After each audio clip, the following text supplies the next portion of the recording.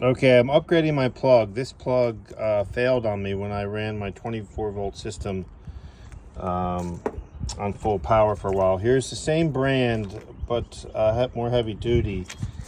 Here's the plug, and I had to drill an 1 3/4 hole through the boat, and it was very difficult. It's way back in there. I'm not going to even show you. And then I re-stripped the wire. I got it looks like 10 gauge marine wire, tinned. Gonna put those in back of the plug. Both plugs have 3 settings, but I'm not sure the camera's picking them up. But this one seems to be the negative, and then these 2 would be the positives. I'm just gonna fill this one with grease or whatever, and then use these 2. And that's that. Hopefully the motor can now take some more juice without burning up. So here's the orientation I'm going to put it in with that little pyramid thing on the top. That allows for a little, I don't know if the camera's picking up, but there's a little hole there. And that would be A, good for water to come out, and B, this strap will fit in. And then if you want to cover your plug, it'll look like that. And this ring goes on the back, and then there's 2 little set screws. If I can get in there with the drill, I'll put them in also. Okay, it comes with 6 of these little tubes. I assume they're for crimping the wire. So I did a test run, and they do smush down pretty good. I'm not sure the camera is picking that up. It's not picking that up, but anyway, I'm going to insert the tubes in here, and then the wire down in, and then pinch with the Allen key that they give you, and I think that's going to hold well. And that's how it's going to go. Okay, an 1 3/4 was the right fit. There's the look. I had those marks on there just so I could hold my board straight, because I had a previous hole there, so it was hard to drill. So I needed to make a board, which I probably threw somewhere. I think I did throw it, but just a board with a pre-hole in it, so I could a guide board,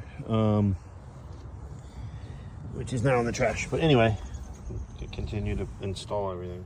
Okay, I'm down inside the hole of the boat, and I got the black connected, and now I just got to get the red connected. Let me try to get the light on it there. Of course, anyway, that's the ring there that holds it. Seems to hold it pretty tight. Okay, I put some this grease in there, and then I taped it up. And that's it. I just got to reconnect it at the battery, and then put the outside plug in. I'll show you how I do that to the motor. That should be easy. I've got to be down in this hole for that. Okay, now I just got to connect the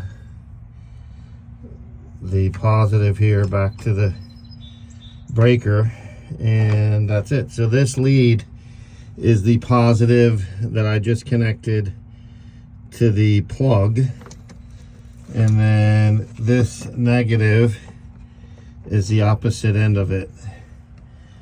So that's where all that's going.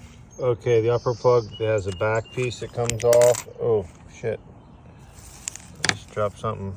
And then the front pulls out. Oh, I dropped that screw in the front.